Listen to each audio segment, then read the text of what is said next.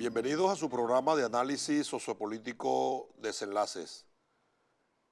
Iniciamos este año primero felicitando al pueblo venezolano por su grandeza, por su fortaleza, por su inquebrantable compromiso en la esperanza de la construcción de un mundo más justo y más humano, que es el legado que nos dejó nuestro amado comandante Chávez, y además que el activo político que nos dejó como herencia histórica, además del despertar de la conciencia del pueblo, fue la elevación de esos niveles de conciencia.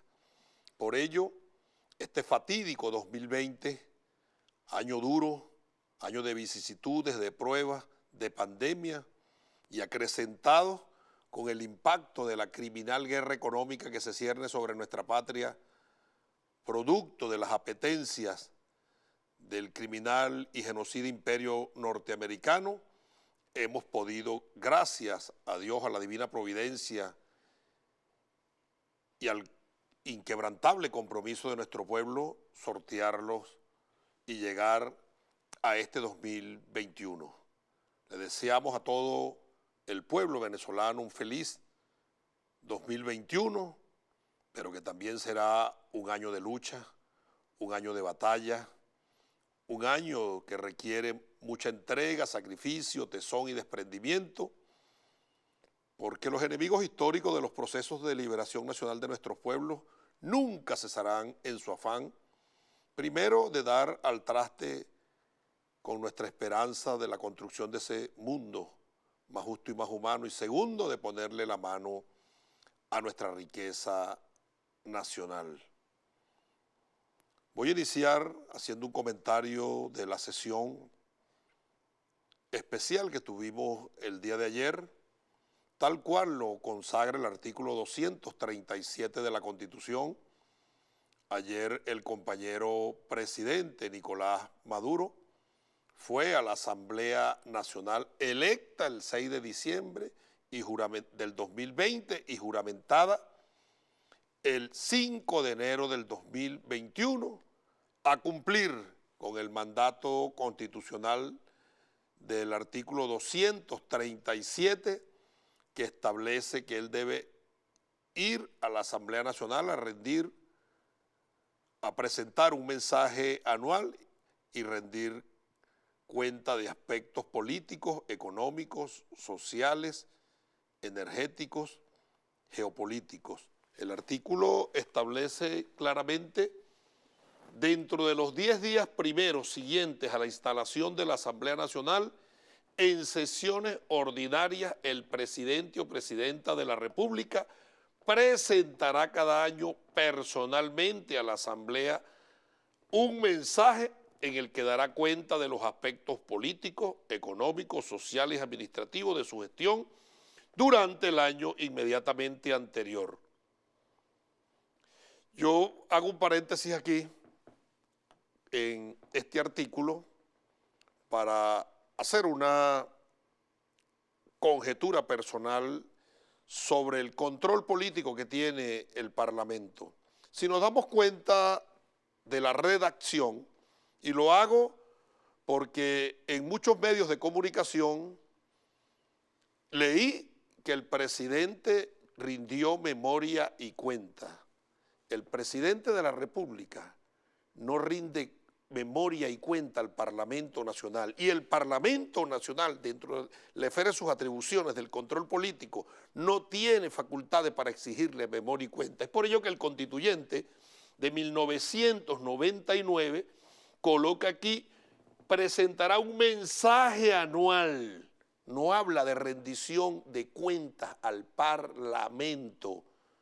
Pero además de ello, el presidente, y por lo tanto no es interpelable por el Parlamento venezolano. Yo sé que el compañero presidente Nicolás Maduro en reiteradas oportunidades ha dicho que él está a la orden, pero nosotros, cumpliendo con la Constitución, debemos entender que la imagen del presidente de la República, la majestad del cargo, no le da para que sea interpelado por el Parlamento. Así las cosas, el compañero presidente acudió a la Asamblea, donde hizo una relatoría pormenorizada de manera cronológica, primero de la situación vivida por nuestro país durante el 2020, luego la escalada de agresiones imperiales para tratar de dar al traste con esta esperanza y como colofón de su discurso, la presentación en medio de la crisis inducida, en medio de la coyuntura vivida para lograr impactar sustantivamente en nuestro pueblo y preservar la golpeada calidad de vida de los ciudadanos de este país. No es un hecho fortuito que durante 5 años que duró la Asamblea Nacional, desde el 5 de enero del 2016 al 5 o 4 de enero del 2021, todos los logros, conquistas de nuestro pueblo, todo ese nivel de bienestar que se había logrado se perdió. Así trabaja la derecha reaccionaria internacional. Por lo tanto, este 5 de enero, tal cual está contemplado en el artículo 219 de la Constitución, colócalo allí para leerlo. A mí me dicen a veces que parezco un maestro de aula, pero los programas tienen que ser así. El artículo 219 dice: el primer periodo de las sesiones ordinarias de la Asamblea Nacional comenzará sin convocatoria previa. Y hago énfasis en el sin convocatoria previa porque Juanito Alimaña, en la elección para el periodo 2020, dijo que él era el presidente y no había convocado. Eso es inconstitucional, es sin convocatoria previa, el 5 de enero de cada año o el día posterior más inmediato posible y durará hasta el 15 de agosto, es decir, primer periodo de sesiones del 5 de enero al 15 de agosto y un segundo periodo de sesiones que comenzará el 15 de septiembre y concluye el 15 de diciembre. Instalada la Asamblea Nacional y establecido el principio de instalación, desarrolla ese principio constitucional el artículo 2 del Reglamento de Interior y de Debates, que establece claramente, artículo 2, el epígrafe del artículo reza: sesión de instalación. Al comienzo de cada periodo constitucional del Poder Legislativo se realizará la sesión de instalación de la Asamblea Nacional, la cual se llevará a cabo y ratifica el principio constitucional sin convocatoria previa y lo desarrolla estableciendo la hora a las 11 a.m. del 5 de enero o del día posterior más inmediato posible a fin, y establece allí el espíritu, propósito y razón de la sesión de instalación, que son 3. Primero, examinar las credenciales de los diputados, que no es más que cotejar el acta de proclamación que expide el ente rector electoral con la cédula de identidad. Luego, elegir la junta directiva, y así se hizo, e iniciar el primer periodo anual de sesiones ordinarias. En un acto que podemos catalogar un acto de rebeldía, de autodeterminación y de soberanía. Y cuando digo rebeldía, autodeterminación y soberanía, es porque la derecha reaccionaria internacional y nacional se había planteado como objetivo, primero, que el 6 de diciembre del 2020 no se efectuarían las elecciones. Efectuadas las elecciones, se montaron en un plan hasta con acciones criminales y terroristas para que no se efectuara el acto de instalación el 5 de enero. Es por ello que es un acto de valentía esa instalación de la Asamblea Nacional para el periodo 2021-2025. Veamos el siguiente video del acto de instalación.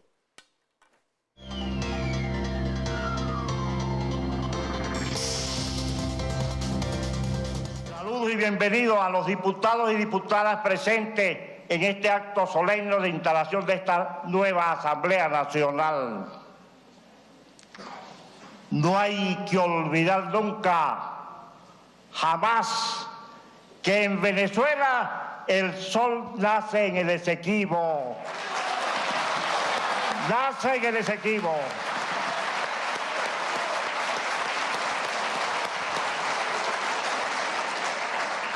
Se agotó el tiempo de la Asamblea Nacional 2015-2020.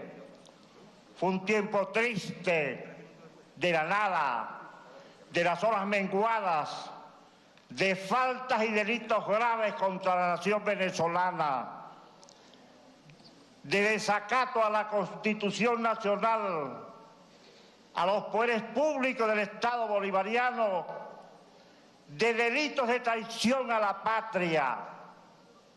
No es nueva la presencia de renegados, de delatores, de intrigantes de oficio o de traidores en la larga lucha antiimperialista de nuestro pueblo.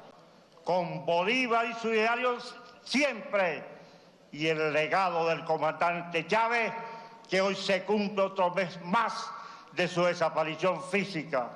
Su memoria, legado e ideario se expresa en este movimiento de masa político que es el chavismo, el bolivarianismo del siglo XXI y su consigna permanente de unidad, lucha, batalla y victoria.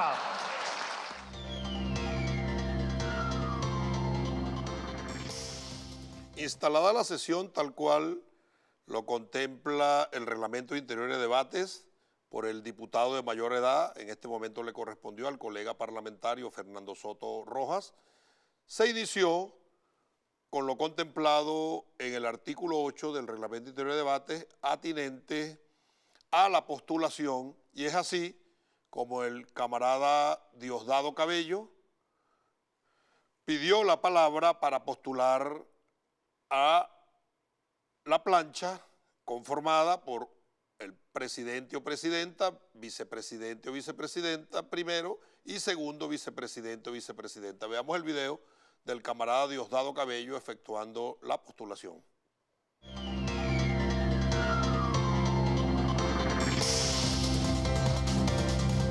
Yo, cumpliendo lo que establece el reglamento y para no pasar del tiempo establecido por el reglamento, señor presidente, quiero hacer una propuesta para la Junta Directiva de esta Asamblea Nacional.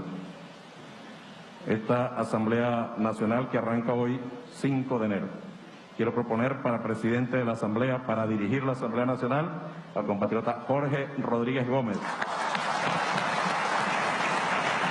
Diputado electo, hermano de batalla, hijo de un mártir de la revolución, de las revoluciones de esta patria. Sabe, ha vivido Jorge en carne propia los atropellos de la Cuarta República, las persecuciones, y ha tenido que trabajar para evitar que esas cosas ocurran en este momento. Para primera vicepresidenta queremos proponer a una extraordinaria compañera, amiga, luchadora incansable, guerrera, Iris Valera. Nuestra Iris Valera, camarada compañera de 1000 batallas, irreductible en la lucha, Iris Valera. Para la segunda vicepresidencia queremos proponer un compañero de gran polo patriótico, compañero Didalco Bolívar. Didalco Bolívar, con una vasta experiencia como político, como parlamentario, gobernador, un buen compañero. Es una propuesta integral que hace el Gran Polo Patriota con estos compañeros y con la compañera Iris Valera. Jorge Rodríguez y esta directiva, de ser electos, le va a tocar un gran trabajo. Un gran trabajo. Darle vida otra vez a esta asamblea va a costar, porque en el imaginario colectivo la Asamblea Nacional no existe. No existe, la dejaron morir. Desde las directivas que estuvieron aquí en el periodo pasado. Y nos toca a nosotros ahora. Trabajemos como equipo, juntos, siempre, siempre. Y llegamos como lema, el que se mete con uno, se mete con todos, pero todos tenemos que hacer la tarea. Todos tenemos que hacer la tarea y hacer lo que le corresponde a un revolucionario, una revolucionaria. Dando el ejemplo siempre, dando el ejemplo siempre. La palabra motiva, pero el ejemplo convence, convence. Rindámosle honor a Hugo Chávez, a Bolívar, a nuestro pueblo, a Darío, y hagamos de esta asamblea la nueva Asamblea Nacional, la asamblea para el cambio del desastre al cual venimos.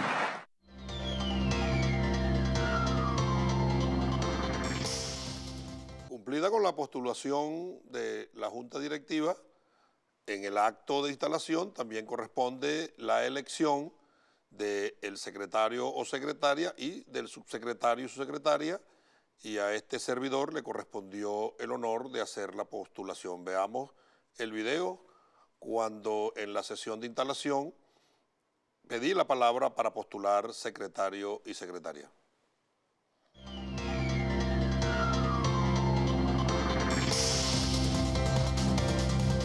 El pueblo venezolano, la patria de Bolívar, la patria de Chávez, está viviendo un momento estelar.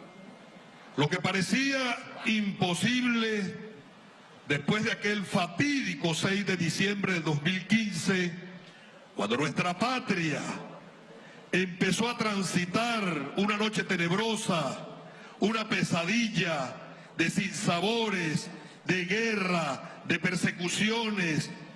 Este recinto, si bien es cierto el 6 de diciembre electo por el pueblo, lejos de cumplir con los deberes, competencias y atribuciones que le da la Constitución, se puso al servicio de los más bastardos y oscuros intereses antipatria. Se le bajó el Parlamento de 2015 los pantalones al imperialismo. Este Parlamento llegó a constituirse en una suerte de base militar norteamericana para urdir desde allí todas las agresiones contra nuestro pueblo. Ahora, esto es inédito.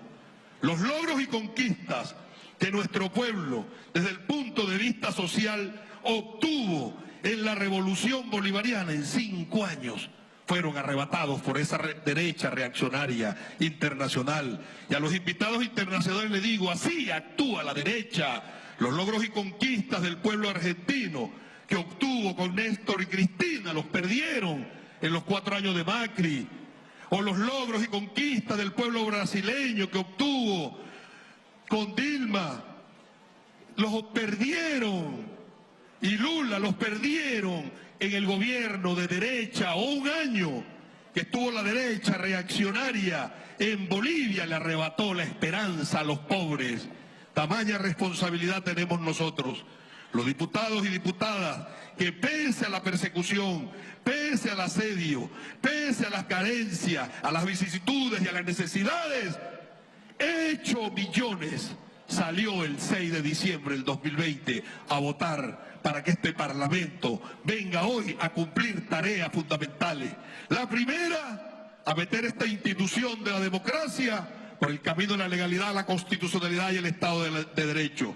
Y segundo, para que trabaje en función de los supremos fines de la República de manera mancomunada con el resto de los poderes. No presupone democracia la anarquía de un poder, porque a eso jugó la derecha reaccionaria, al plan de la confrontación de los poderes, de la guerra entre los poderes. ¿Y en qué devino?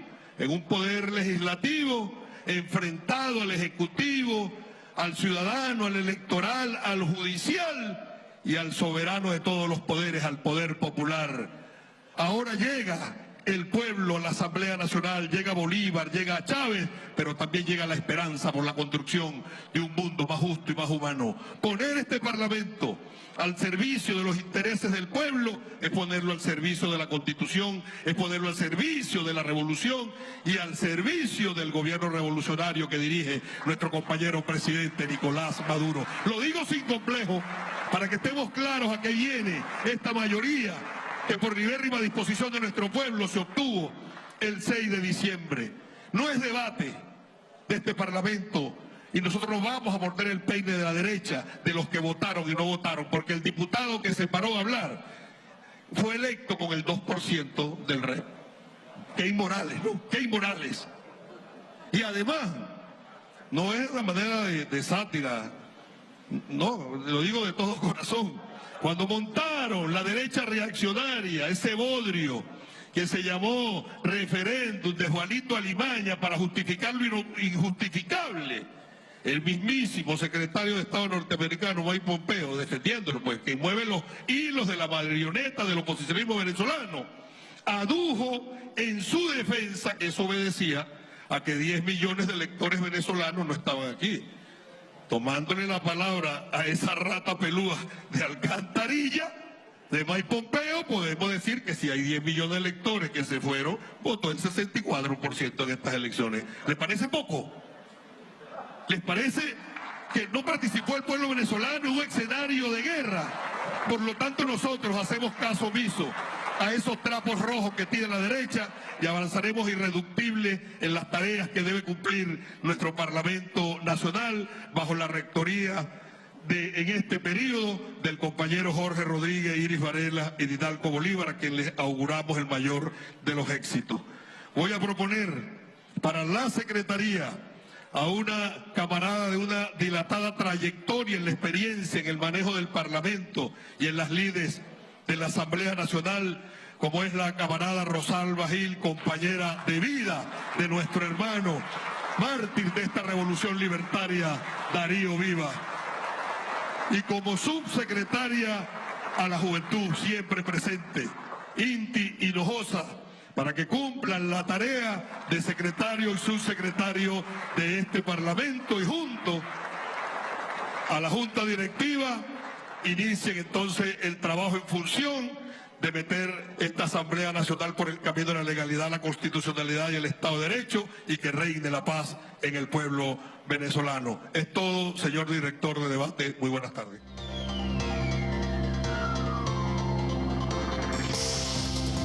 Cumplida con las postulaciones, se efectuó la respectiva elección y se procedió a la juramentación. Veamos el momento en que el camarada Jorge Rodríguez se juramenta como presidente de la Asamblea Nacional.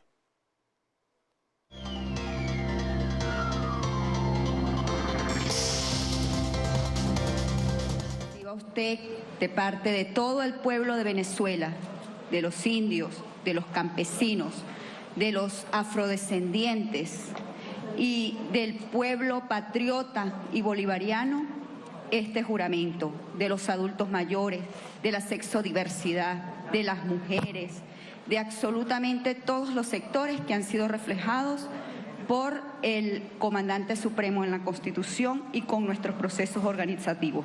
Juramento frente al padre de la patria y el comandante supremo Hugo Chávez.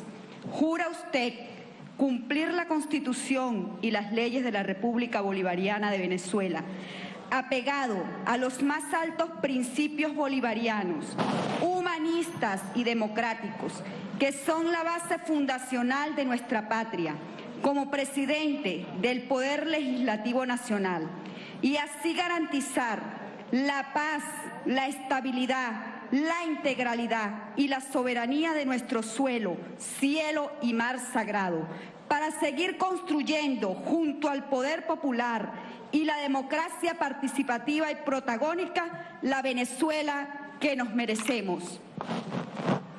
Por Dios, por mi patria, por la sangre de los libertadores de este continente, por mis hijos, por este pueblo noble, digno y valiente, juro.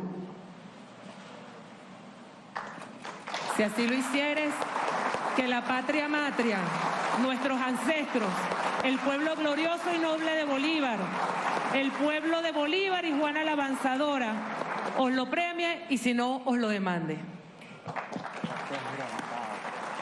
Tenemos que echarnos a andar junto al pueblo de Venezuela.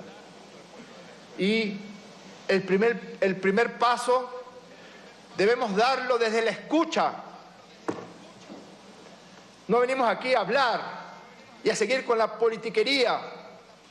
Tenemos que erigirnos en una política con P mayúscula, real, verdadera.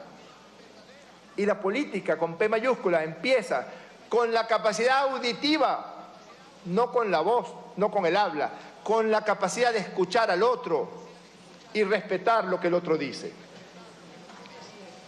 La capacidad de escuchar lo que nuestro pueblo dice. Si nos quedamos en las paredes de este edificio, habremos fracasado.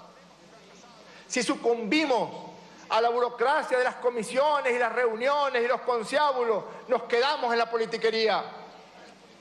Si no salimos a cada calle de donde salieron los votos que nos pusieron aquí, si no hablamos con cada mujer del pueblo, si no estamos con sus vicisitudes, con sus dificultades, con su sufrimiento, habremos fracasado en nuestra tarea y no podemos fracasar en nuestra tarea, diputadas y diputados.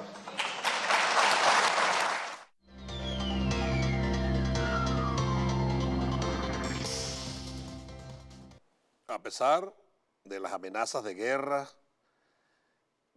planificación de criminales, acciones terroristas, este acto del 5 de enero contiene un altísimo sentido republicano y además de ello es testimonio vivo de la robustez de la democracia bolivariana venezolana. No así pasó el día siguiente, el 6 de enero, cuando en el Capitolio Federal de los Estados Unidos se realizó la sesión de las dos cámaras del Congreso para verificar el resultado definitivo. Nosotros sabemos que en los Estados Unidos se eligen colegios electorales por estado. Ellos van a una sesión convocada constitucionalmente el primer lunes siguiente al segundo miércoles de diciembre y así se hizo. Y luego, como correspondió el 6, las dos cámaras del Congreso cuentan y verifican oficialmente el resultado definitivo la primera semana de enero. Para los que han tenido dudas, interrogantes, yo les digo, yo creo en la democracia de los Estados Unidos, en la forma constitucional, en el modelo, porque incluso la Constitución de 1999 contiene la elección de segundo grado. Los diputados y diputadas de la Asamblea Nacional somos electos y de los 5 poderes de la República, solo 2 se eligen en elección de primer grado, el poder ejecutivo y el poder legislativo. Pero el poder ciudadano, el poder judicial y el poder electoral se eligen en elecciones de segundo grado. Ahora, ellos tienen sus colegios electorales que su número es igual al de senador, es decir, siempre 2 por estado, y la diferencia está en el número de los representantes al Congreso de los Estados Unidos. Es así, entonces, como ese día, 6 de enero, en medio de esa sesión, una horda de violentos que había sido convocada previamente por Donald Trump en la Casa Blanca, donde les profirió un discurso de arenga a que fueran al Capitolio a defender su voto. Y es así como se suscita ese dantesco espectáculo. Veamos el siguiente material.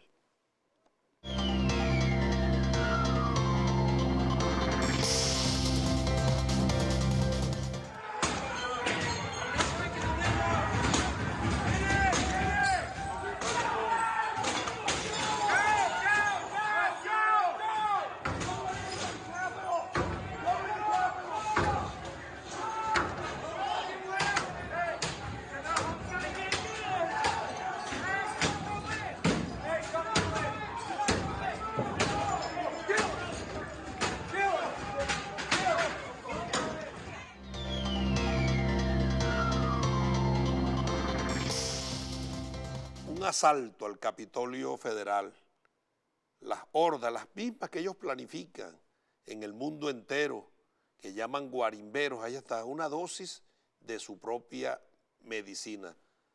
Se la pasó Trump 4 años para referirse a Venezuela diciendo, de manera de amenaza, que todas las opciones estaban sobre la mesa, incluso la militar. Bueno, terminó tomando el Capitolio, fue lo único que tomó, el Capitolio de los Estados Unidos, con el silencio cómplice de la seguridad interna. Claro, las personas que fueron allí eran supremacistas blancos, porque si son afrodescendientes no hubiese quedado ninguno vivo.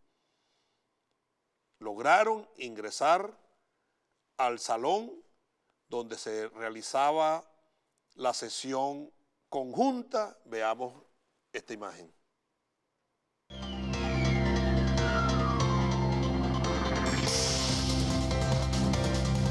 Se alteraron más de 400.000 correos en las papeletas, cambiando del presidente Trump al vicepresidente Biden, o borrado por completo de los totales del presidente Trump.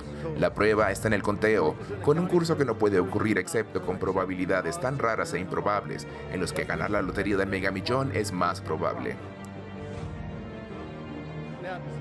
Señor, ¿puedo tener orden en la sala?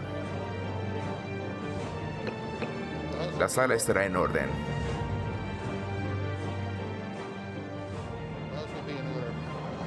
La sala estará en orden.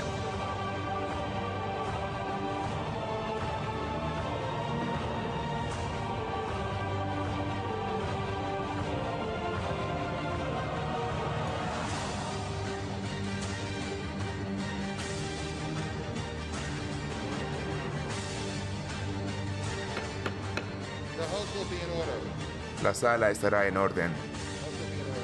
La sala estará en orden.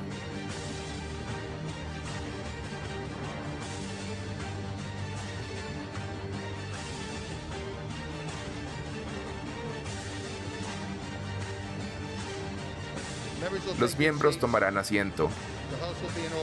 La sala estará en orden.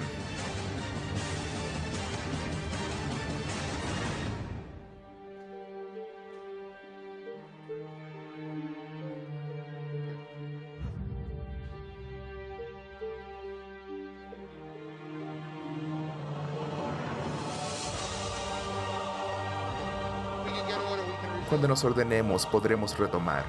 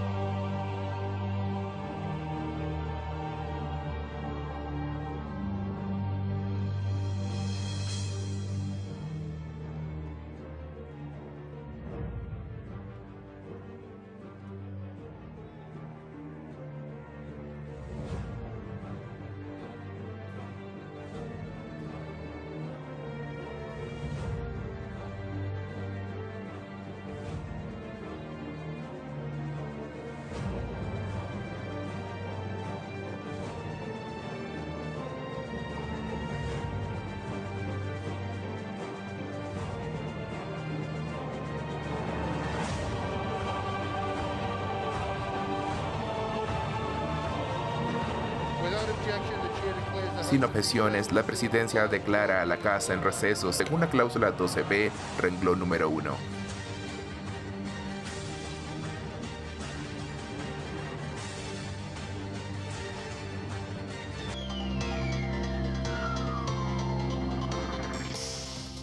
El verdadero desastre, el verdadero caos.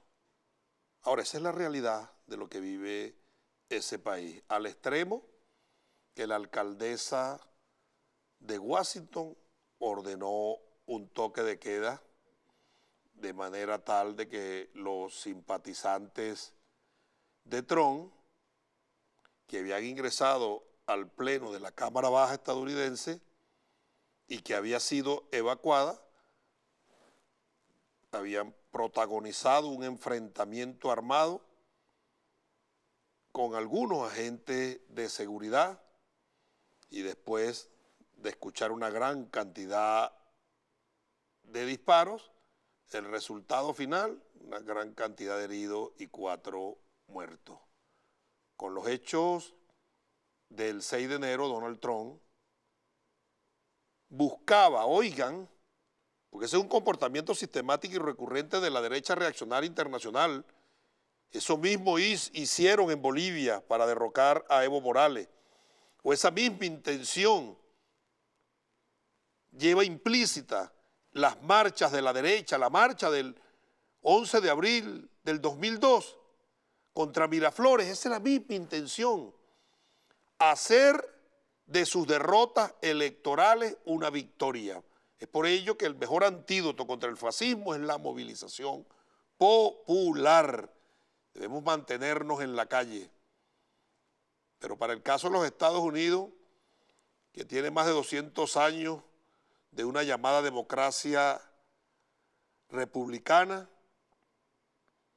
bueno, en ese momento llegó al ocaso. Pero Donald Trump ya había advertido que la manifestación de sus seguidores iba a ser salvaje, porque él está o estuvo empeñado sin prueba alguna de que hubo fraude, de que le habían robado la elección. Él insistía de que él había sido el ganador de las elecciones del 3 de noviembre. Y siempre en redes, en medios y en discursos, él decía, no cederemos nunca. Y asimismo se lo repitió a los manifestantes que estaban en la Casa Blanca. Él les dijo allí, frente a la Casa Blanca, que era el robo más grande en la historia de ese país y la historia del mundo. Y textualmente les dijo, puede que en algún país tercermundista, así lo dijo, para ofendernos a nosotros, y jefes de Estado y de gobierno presentaron a través de las redes y medios su indignación. ¿Y qué aducían? Pidiéndole a Trump respeto a la voluntad de los electores. ¿Por qué no hacen lo mismo cuando declaran fraude en nuestros países? Porque es los Estados Unidos. ¿Dónde está o estuvo Almagro? Porque el argumento de intromisión en los asuntos internos de nuestro pueblo lo fundamenta en la Carta Interamericana Democrática. Y como los países son signatarios y miembros de la OEA, la Carta le da la potestad facultativa. ¿Será que los Estados Unidos no es miembro de la OEA? Que la OEA no se pronunció. Naciones Unidas. En medio de ese desastre, nosotros observamos cómo fueron evacuados los senadores, entre ellos el vicepresidente Mike Pence, quien preside el Senado o presidió el Senado en la sesión de confirmación que se estaba realizando. El vicepresidente Pence, nosotros observamos en todo momento que él se mostró reacio a seguir las órdenes que le había dado Trump, que era revertir el voto del colegio electoral. Esa fue la orden que le dio Trump. El vicepresidente le dijo, Trump tiene el poder de revertir el triunfo de Biden, pero no hay ninguna letra en la Constitución de los Estados Unidos que se lo permita. Claro, Trump, como guapetón de barrio, él estaba convencido de que allí él materializaba su golpe de Estado. Y le pide a Pence que suspende el conteo y Pence le responde con una carta.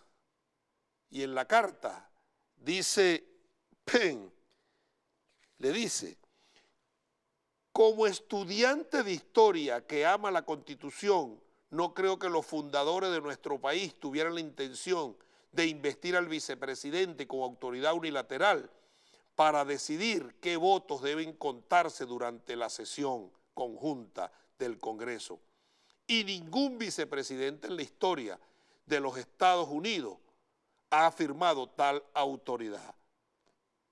Bueno, eso generó la molestia de Trump, pero Pence, para ratificar de que iba a hacer caso omiso a la decisión de Trump, le cambió el perfil a su Twitter y colocó su foto, Mike Pence, vicepresidente de los Estados Unidos, una foto de Kamala Harris con Joe Biden. Trump le responde con un tuit, coloca el tuit con que le responde Donald Trump, le dice: Mike Pence no tuvo el coraje de hacer lo que debería haberse hecho para proteger a nuestro país y nuestra Constitución, dándole a los Estados Unidos la oportunidad de certificar un conjunto de hechos corregidos, no los fraudulentos e inexactos que se les pidió que certificara previamente. Estados Unidos exige la verdad. Y después de este Trump, de este tuit de Trump, es que se decide suspenderle las redes porque estaba montado en su plan de golpe de Estado. De hecho, la marcha, él mismo la titula en sus redes, en tuit previo que envía, se llamaba la Marcha para Salvar a América. Pero los congresistas anunciaron, cuando les preguntaban sobre esa marcha que iba hacia el Capitolio, que se llamaba la Marcha para Salvar a América, que nada ni nadie iba a detener el trámite. Lo mismo se lo dijo Maduro, pues se copiaron de Maduro. Cuando el compañero presidente Nicolás Maduro le dijo: llueva, truene, relampaguee, el 6 de diciembre habrá elecciones en Venezuela. Claro, Trump, después del caos, después del desastre, en una actitud hipócrita, irónica, emite un tuit y dice: le pido a todos en el Capitolio de los Estados Unidos que permanezcan en paz, sin violencia. Así dice el tuit. Recuerden que nosotros somos el partido de la ley y el orden. Respeten la ley y a nuestros hombres de azul. Gracias.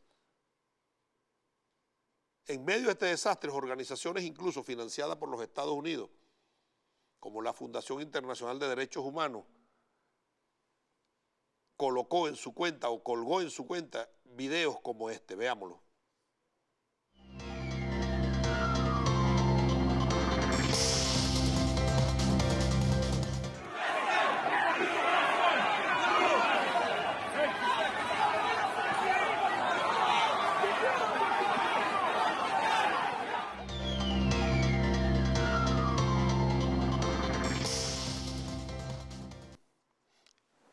Si alguien tiene dudas de que el cerebro macabro y perverso de esta operación es Trump, veamos este material que nos demuestra que mientras todo este desastre acontecía, Trump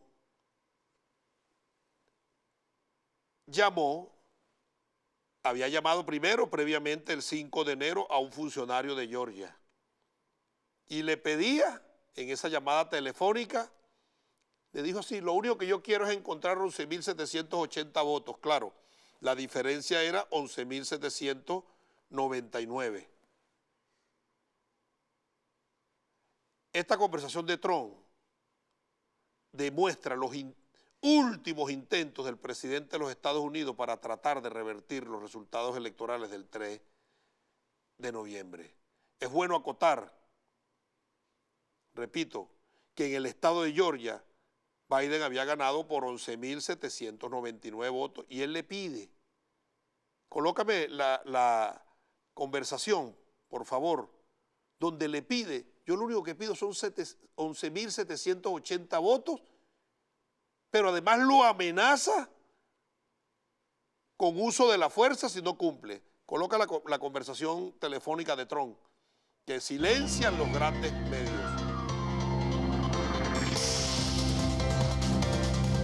All I want to do is this. I just want to find 11,780 votes, which is one more than we have, because we won the state. And honestly, this should go very fast. You should meet tomorrow, because you have a big election coming up, and because of what you've done to the president, you know, the people of Georgia know that this was a scam. And because of what you've done to the president, a lot of people aren't going out to vote.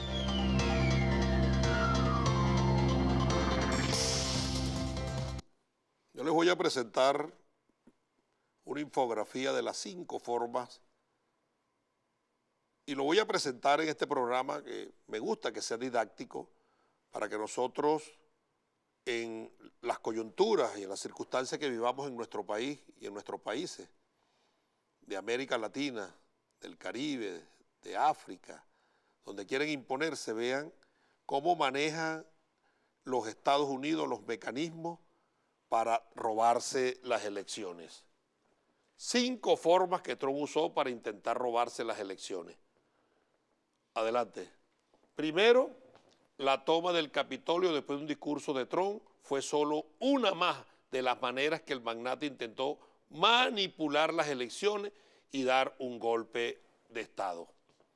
Segundo, cuando todavía estaban contando votos, salió a declararse ganador. Lo mismo que hace la derecha. Devuélvete, ¿no? Vamos a tomarnos el tiempo porque esto es necesario. Devuélvete. Devuélvete, por favor, a la tercera lámina. La tercera, por favor. No me apures porque yo no me voy a apurar. Déjame cumplir con mi programa, por favor. Cuando todavía estaban contando votos, salió a declararse ganador. Lo que hace la derecha reaccionaria. Y decir que estaban inventándose votos para hacerlo perder. Es decir, declarar el fraude. Luego, el siguiente, por favor.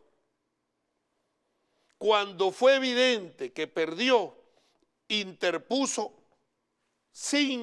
la bicoca de 59 demandas y todas con argumentos inventados para que los jueces echaran para atrás el resultado.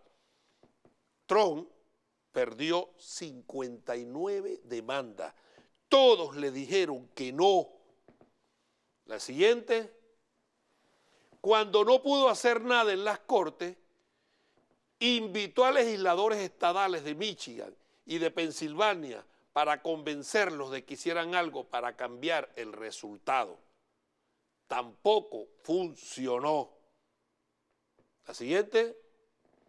Y luego, desesperado, en una llamada con el secretario de Estado de Georgia, le pide que encontrara 11.780 votos a su favor y lo amenazó con tomar acciones legales si no lo hacía.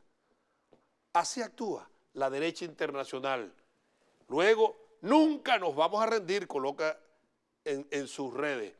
Le dijo a los manifestantes, antes de que fueran a invadir el Congreso de los Estados Unidos, después de ver la violencia, les dijo, los amo, ustedes son muy especiales. Sigue diciendo la mentira de que él ganó y que le robaron las elecciones. Así actúa la derecha. Por eso todas las elecciones que ha ganado la revolución bolivariana y que ha ganado los movimientos progresistas, y cuando digo progresistas hago un paréntesis para declarar que el progresismo es antiimperialista, antineoliberal, anticapitalista y anticolonialista, porque hay muchos movimientos que se llaman progresistas, y la derecha y periodistas se refieren, no, que este es progresista, será anticapitalista, será antineoliberal, será antiimperialista o anticolonialista, para que lo llames progresista, pero lo usan. Y entonces hay niños y jóvenes también que utilizan el término, no, yo soy adeco progresista, de primera justicia progresista, y no eres antiimperialista, anticolonialista, antineoliberal y antiimperialista. Eso no existe.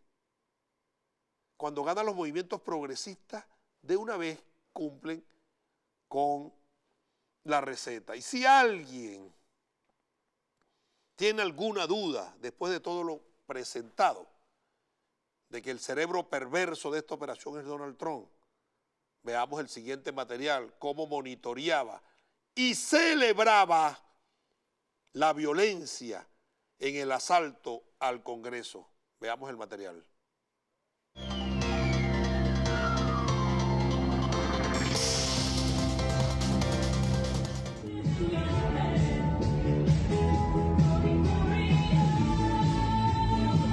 Kimberly.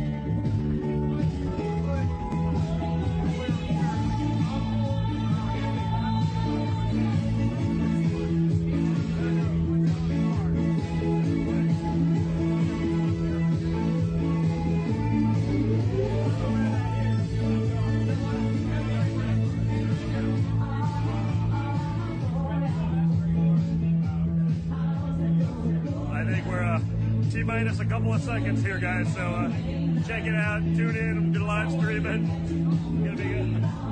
Is that on, Mark Meadows? An actual fighter, one of the few, a real fighter. Thank you, Mark. Kimberly? Yes, have the courage to do the right thing, fight!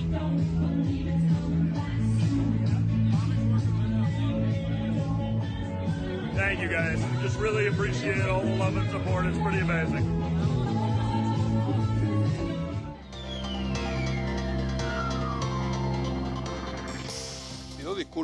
Pido disculpas al canal, a los televidentes y al invitado, el doctor Ezcarrá, porque sé que me he excedido en el tiempo, pero creo que para que quede como un documento para la historia, nosotros debemos profundizar y además obtener a través del análisis experiencia sobre la verdad de ese tigre de papel que en medio de esta crisis institucional lo que denota es que está viviendo sus últimos estertores. Vamos a ir a una pausa y para ahondar sobre estos temas, tanto la instalación de la Asamblea Nacional, el asalto al Capitolio, como también la agresión que se cierne sobre nuestra patria por la Guayana Esequiba. Al regreso de la pausa estaré conversando con el colega parlamentario Hernán Ezcarrá, quien fue designado por el Pleno de la Cámara el pasado 7 de enero como presidente de la Comisión Especial en Defensa de los Derechos de Venezuela sobre el Esequibo. Vamos a la pausa y lo dejo con este video que tiene un extracto del análisis del comportamiento de los atacantes que fueron al Capitolio. A la pausa y al regreso converso con el doctor Ezcarrá.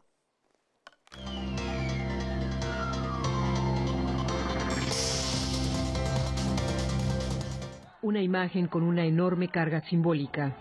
Un hombre que porta cuernos posa en el Capitolio. Es Jake Angeli. Según su perfil en Twitter, tiene 32 años. Los tatuajes en su torso muestran motivos recurrentes de la extrema derecha. A él se lo conoce como el chamán de Q, en referencia a QAnon, una teoría de la conspiración surgida en los últimos años, según la cual hay una élite satánica internacional, cuyos integrantes secuestran a niños, los torturan y beben su sangre para mantenerse jóvenes.